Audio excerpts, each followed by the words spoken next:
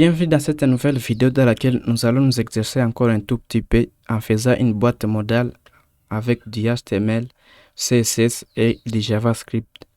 Pourquoi une boîte modale? Eh bien parce qu'il revient de plus en plus dans des projets et s'exercer à les faire peut déjà vous donner un peu d'idée sur comment les faire pour les jours où vous en aurez vraiment besoin. Vous allez les voir, normalement c'est facile de les réaliser, mais certaines parties demandent un peu plus de technique et de raisonnement, comme pour jouer avec les animations lorsque la boîte est affichée ou cachée. Nous allons créer dans cette vidéo-là des boîtes modales, celui-là qui va charger juste du contenu qui est disponible en front, qui est masqué. Et l'autre, on va créer comme sur AcroDev, celui-là qui charge d'abord les données depuis le serveur avec de l'Ajax et après il va l'afficher.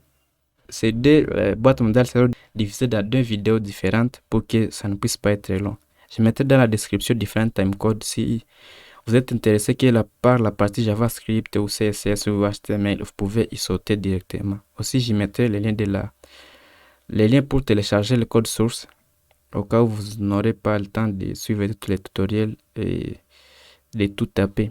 Eh bien, sans plus tarder, on est parti. J'ai déjà lancé Visual Studio Code, il est juste là. Il me reste qu'à ouvrir le dossier que je vais utiliser. Et d'ailleurs, je vais créer un autre. Je vais l'appeler boîte modale. Et je vais l'ajouter. Après, je vais créer des dates dans ce dossier, trois fichiers, index.html.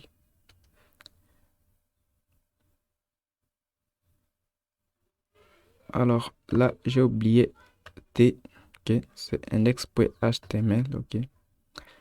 Après, nous allons créer style.css qui prendra tous nos styles. Et nous allons créer à la fin app.js. Et donc, nous allons commencer par le contenu HTML. Et en HTML, on va commencer avec la structure de base. Et là, comme titre, on va dire exercice boîte modale. Et dans le body, on va juste créer un bouton qui va se charger d'afficher ou masquer la boîte modale. D'ailleurs, c'est affiché seulement. Donc, on va l'appeler afficher. On va le donner comme classe display display-underscore modal pour dire celui qui affiche la boîte modale. Et notre boîte modale, on va juste le créer juste un tout petit peu en dessous. On va donner comme classe modal underscore container. Ça sera en tout cas cette partie, toute cette entièreté. C'est celui-là qui va contenir notre modal container. Ok. Et après, maintenant, celui-là qui affiche les données, qu'il a chargé en tout cas, on va l'appeler modal wrapper. On va donner comme classe modal wrapper. Et dedans, maintenant, dans modal wrapper, on va mettre notre contenu. On va utiliser pour cela la balise body. On peut l'utiliser dans ce cas-là, qui aura un en-tête et la partie main. Ok. Comme classe de l'en-tête, on va dire ça sera header-modal. Et là, pour les mains, on va dire ça sera body underscore modal. Voilà. Et là, dans l'en-tête, on aura juste deux éléments, les titres. Donc, on va dire H3. On va dire seulement lorem ipsum. Voilà. Et là, on aura un bouton pour fermer la boîte modale. Peut-être celle-là, on va donner une classe pour qu'il puisse être facilement, qu'on puisse le cibler facilement en CSS. Donc, on va dire title modal. Et comme pour le bouton, on va donner aussi la classe close modal button. Ok, voilà. Maintenant, dans le main, je pense déjà y mettre des sections où il y a des titres. Alors, on va mettre H4. Lorem ipsum. Ok. Ipsum, voilà. et un peu de paragraphes. Voilà. On va dupliquer ça. Et là, dans le deuxième paragraphe, on va mettre aussi des inputs. Voilà. Et c'est tout ce qu'on a à faire pour le contenu HTML en tout cas. Ça, c'est notre boîte modale qui normalement doit être en display none. Alors, plutôt style display none, voilà. Il doit être normalement caché. On restera avec les boutons. Je vais lancer la live server. En cliquant sur le Go Live pour que ça puisse me lancer un serveur qui va tourner sur les ports 5500 et va rafraîchir cette page à chaque fois que je fais des modifications. On a juste que les boutons. Okay. Donc, il nous faudra maintenant mettre tout ça en forme, en style avec du CSS. Et pour cela, je vais relier mon CSS avec Link.rel et tout ça. Okay. Et juste pour tester que ça a bien marché, on va dire background plutôt. On va dire red. C'est un peu dégueulasse, ça pique aux yeux, mais bon, c'est juste pour tester et là, ça marche. Voilà. En CSS, comme d'habitude, on va commencer par les border box. Alors, c'est border box.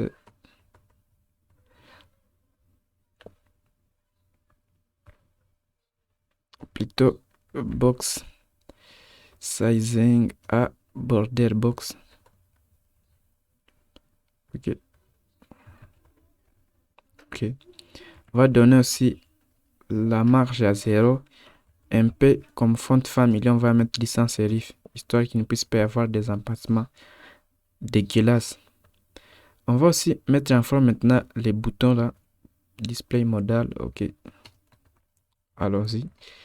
On va le donner comme border non d'abord pour commencer. Avec un background, on va dire 4B. Voilà, ouais.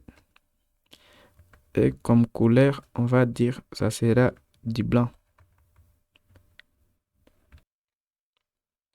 Après, on va donner un margin de 20 pixels, histoire que ça ne puisse pas être collé, en tout cas sur les bords, avec un curseur pointeur. Okay. Et après, on va mettre un border radius de 10 pixels avec un font size de 14 pixels. Si on rafraîchit tout ça, ça donne ça. Alors, 10 pixels, je trouve que c'est trop. Donc, on va mettre 8 pixels. Ça donne ça. Peut-être on va aussi rajouter un padding de 10 pixels.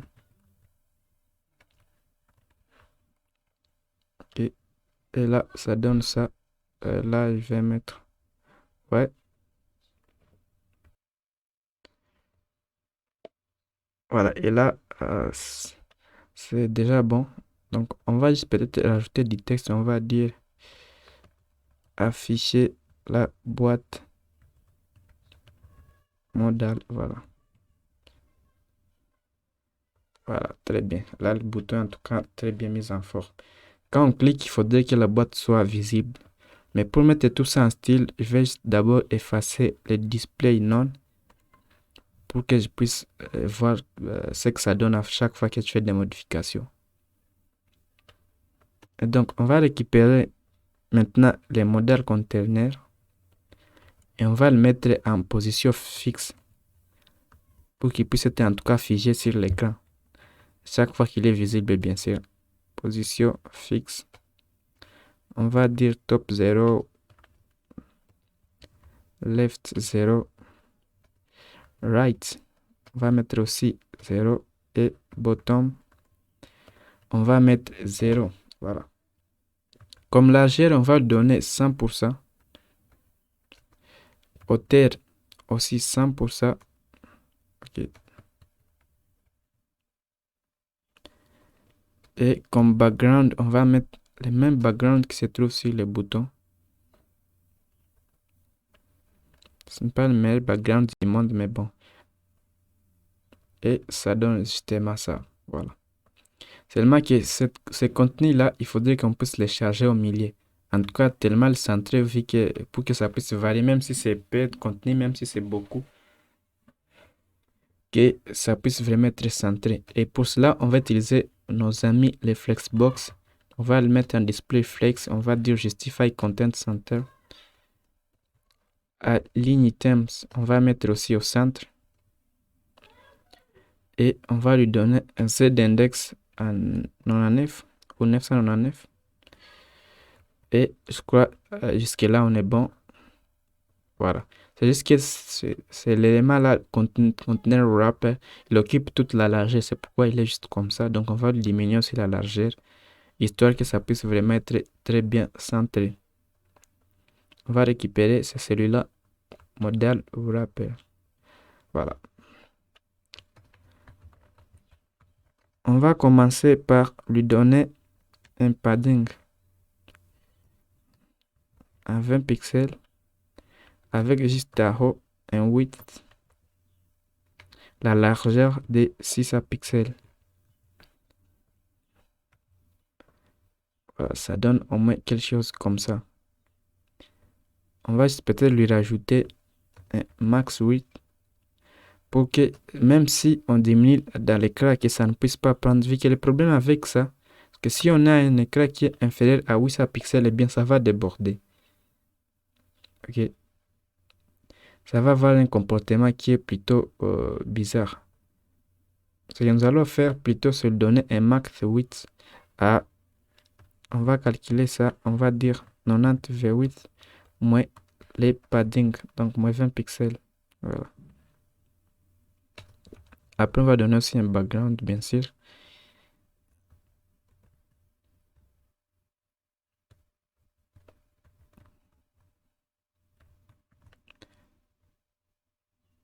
Et si on voit maintenant les résultats, ça donne ça. Voilà. Jusque là, je pense qu'on est bon. On va maintenant s'occuper du contenu. On va commencer par le header, celui-là. Et donc, je vais récupérer la classe que je lui ai donnée, c'était déjà header modal. Voilà. Peut-être histoire qu'on puisse s'y retrouver. Alors là, c'est...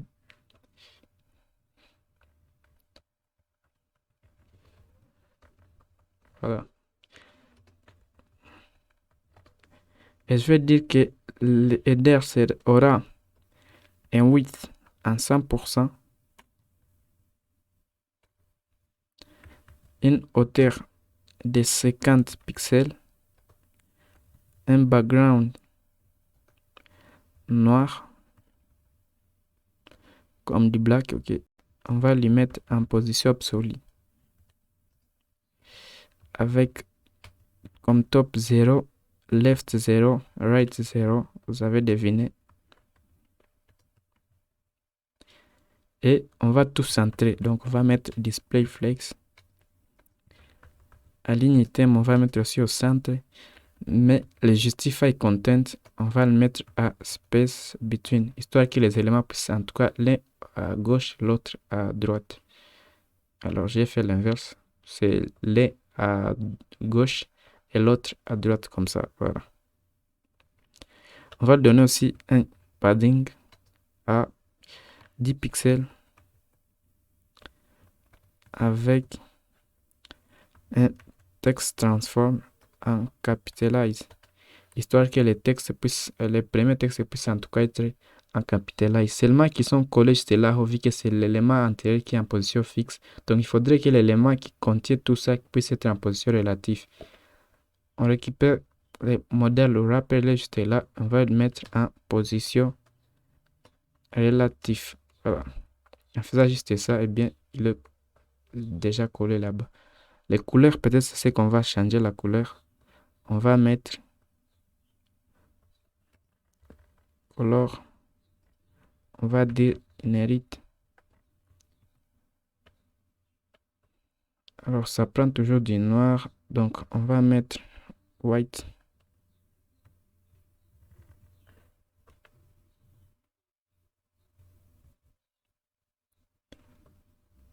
Ok. Ou alors la couleur, on peut le mettre directement euh, sur l'entête directement les titres H3. Donc on va dire H3. On va donc dire que la couleur sera blanche. Ok. On supprime maintenant celui-là. Et maintenant que c'est réglé, il faudrait aussi qu'on puisse supprimer, faire en sorte que même si ce texte puisse déborder là ou que ça ne puisse pas dépasser, vu que si c'est beaucoup de texte, en tout cas beaucoup de texte, ok, ça va avoir cette forme-là. Il faudrait que ça puisse vraiment être que sur la même ligne, que ça ne puisse pas avoir que ça ne puisse pas retourner à la ligne comme ça. Donc, on va dire que on va mettre un white space à ellipsis.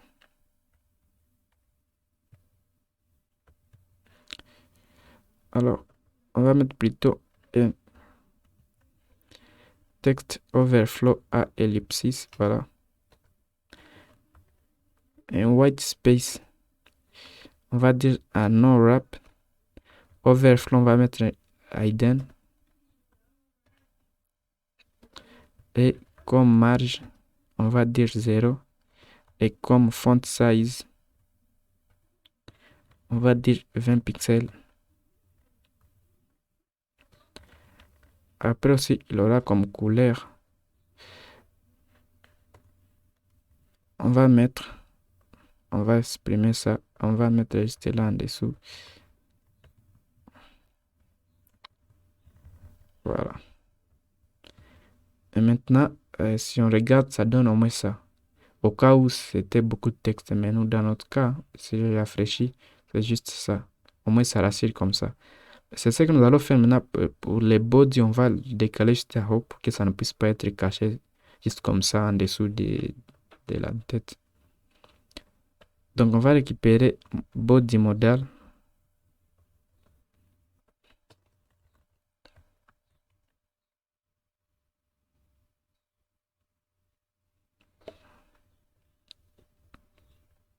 On va lui donner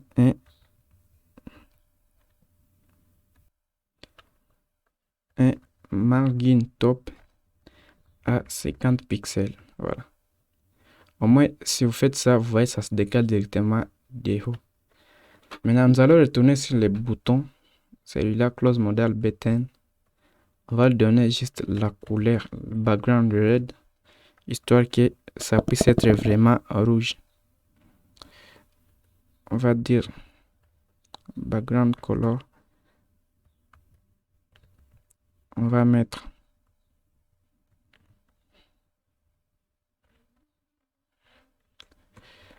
celui-là et comme outline, on va mettre non. Pas aussi des bordures, donc on va mettre bordure non aussi. Comme font weight, on va mettre bold. Comme padding, on va mettre 5 pixels en haut et en bas et 8 pixels à gauche et à droite. Comme min width, on va mettre la largeur minimale à 100 pixels. Comme font size, en fait, on va mettre 16 pixels. Peut-être histoire aussi que les curseurs dans les cerveaux-là puissent être quand même pointeurs. On va mettre aussi un curseur pointeur. Et je trouve que un bordure arrondi, un petit peu bordure radius ne fera pas d'image. Donc on va mettre 5 pixels. Voilà. Au moins ça donne ça. Ce que j'aimerais aussi, c'est quand on le survole, que ça puisse changer de couleur. Donc on va mettre, quand il est survolé, donc on va mettre au vert. On va changer le background. On va mettre juste du red. Ça va aussi être piquant, mais au moins, voilà. Ça donne ça. Peut-être la couleur aussi, je vais le changer et je vais mettre la couleur à white.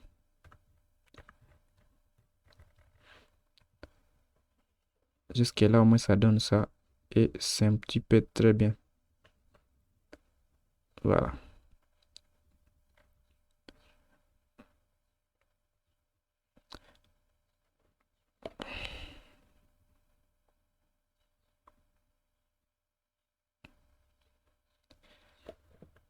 Maintenant, ce que nous allons nous occuper à faire, c'est au cas où les textes venaient à déborder, si les textes étaient beaucoup, vraiment beaucoup. Je vais dupliquer peut-être les contenus là avec les sections.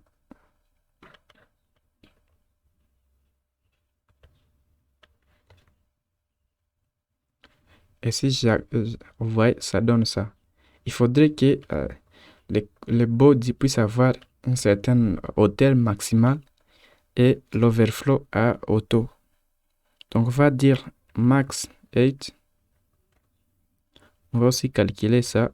On va prendre 90 VH moins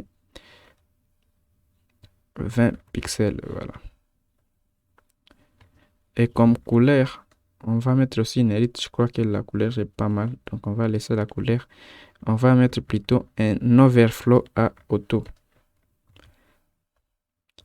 Et vous voyez, ça donne directement ça. Seulement qu'il est vraiment collé là-haut. Donc on va dire moins 50.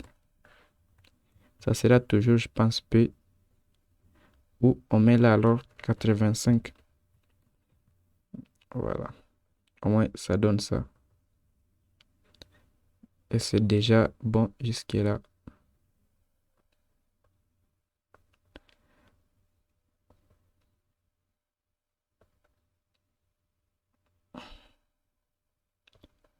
Peut-être histoire de séparer les paragraphes, on va leur donner les sections d'air supprimées. On va leur donner un petit marge button. On va dire section.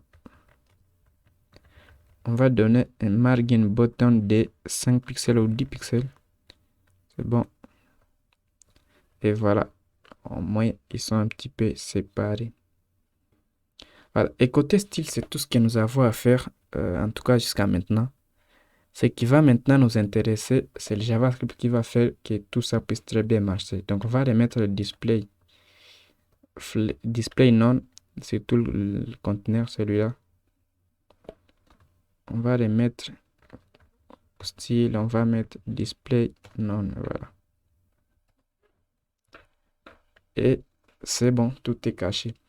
Ce qui nous reste maintenant, c'est donner l'événement à ce bouton qui est juste là. Et quand il est cliqué, qu'on puisse ouvrir la boîte modale. Bien, pour faire ça, on va aller en JavaScript, mais avant, on va relier tout ça avec notre contenu HTML. Donc, on va dire script, ou carrément on peut le mettre là-haut. On va dire app.js. On va le mettre en defer, histoire que ça puisse être lié à la fin, en tout cas, de l'exécution de la page. Et on va récupérer cette classe display modal. On va aller les récupérer justement en JavaScript. On va dire document.query selector. On va sélectionner l'élément qui a la classe display modal. Et on va lui donner un événement. Je crois même c'est pas très important de créer une classe juste pour ça. On va lui donner un événement. On va dire add event listener. On va dire quand on y clique. Okay. On va exécuter une fonction qui lui va ouvrir la boîte modale. Donc on va créer notre fonction qui s'appelle open modal. Okay. Modal comme ça. Et donc il nous reste maintenant à créer cette fonction là. On va l'appeler open modal. On va lui passer comme paramètre justement le modèle qui va être ouvert. Donc nous, le modèle c'est celui-là. On va aussi aller le sélectionner. On va dire modèle est égal à document. Pour query selector, on va sélectionner l'élément qui a la classe modèle container. Et là, maintenant qu'on va faire un open model, on va lui passer aussi le modèle qui doit être ouvert en tout cas. Donc là, il va prendre comme dans le paramètre aussi le modèle. Et ce qu'il va faire juste modal.style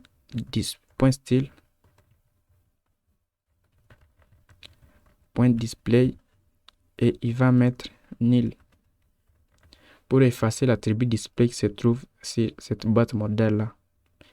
Et si on actualise en tout cas, on clique, ça ouvre la boîte modèle. On va donner aussi à ce bouton là l'événement pour que ça puisse fermer tout ça. Donc on va récupérer aussi les boutons dans header là, celui-là. On va dupliquer tout ça. On va sélectionner seulement celui qui a la classe close modal button et on ne va pas faire open modal, mais on va faire un close modal. Voilà. Et je vais créer aussi cette fonction juste là-haut. Et il va prendre aussi un paramètre la modal à cacher. On va dire que ça va faire l'inverse de tout ça. Ça va faire modal.style.display est égal à non. Voilà. Et si je rafraîchis, au moins on a l'événement qui ouvre et qui ferme.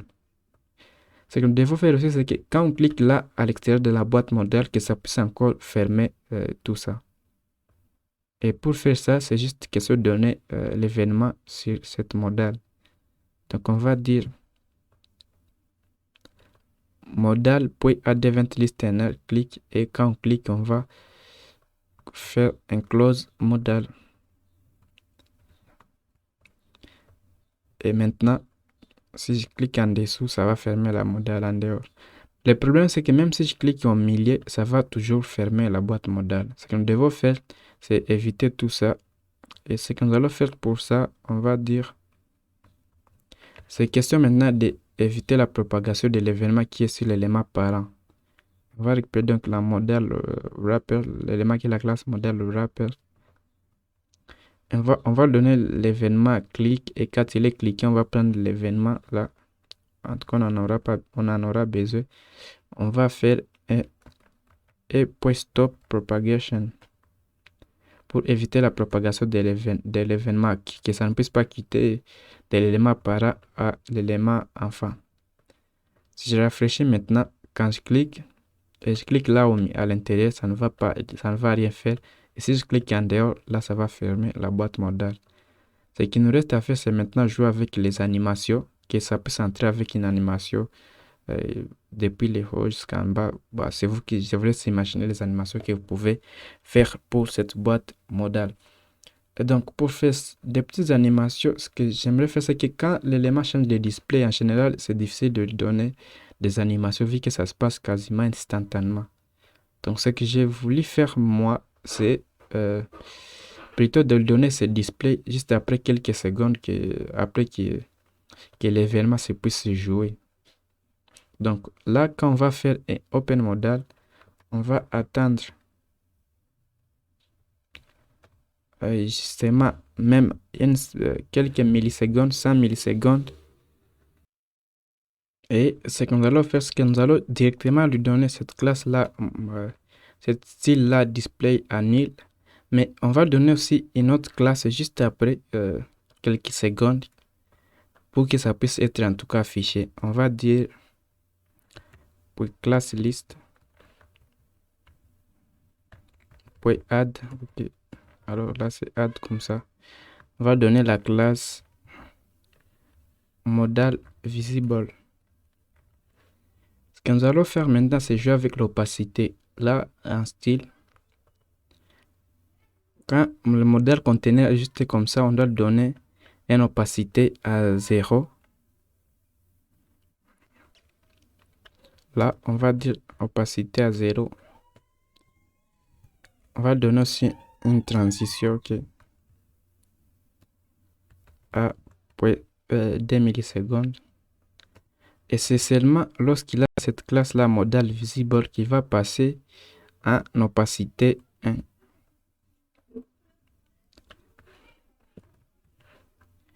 et ça va se passer pour l'élément qui a cette classe. Donc, on va utiliser le double sélecteur. Et maintenant, si on enregistre tout ça, vous allez voir, on aura une animation sur l'opacité en tout cas. OK? Vous voyez, cassante, c'est juste que c'est plus rapide. Du coup, parfois, vous n'allez pas très bien le voir. Donc, on va mettre 2 secondes. OK. Vous voyez, il y a l'animation sur l'opacité en tout cas. Donc, on va mettre nous 3 millisecondes, c'est bon. Et ce que nous allons faire maintenant, c'est sur le modèle wrapper, on va le donner là par défaut un transform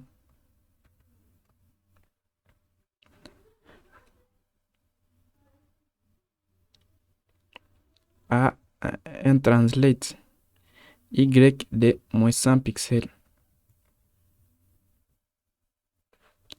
Aussi, on va lui donner une transition de 3 millisecondes. Voilà. Et quand il est sous l'élément qui a la classe modèle visible, on va récupérer modèle wrapper juste là.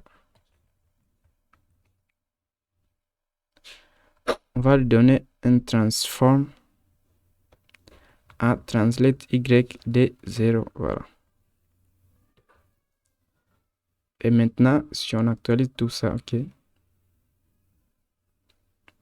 On clique, il y a cette animation, voilà. On ferme, il n'y a rien. Donc, on va faire l'inverse justement en JS. Quand on ouvre le modèle, on va faire tout ça. Et quand on le ferme, cette fois-ci, on va supprimer d'abord la classe. Donc, on va dire remove. Et c'est après, on va dire set timeout, voilà. Alors, je vais copier justement ça. Et c'est là que je vais faire, on va faire un modèle.style.display à non. Voilà. Maintenant, vous voyez quand on clique, ça fait ça. Et quand on ferme, il y a l'animation qui se joue effectivement. Eh bien, c'était tout pour cette boîte modèle là. Et on se dit ciao, à la prochaine.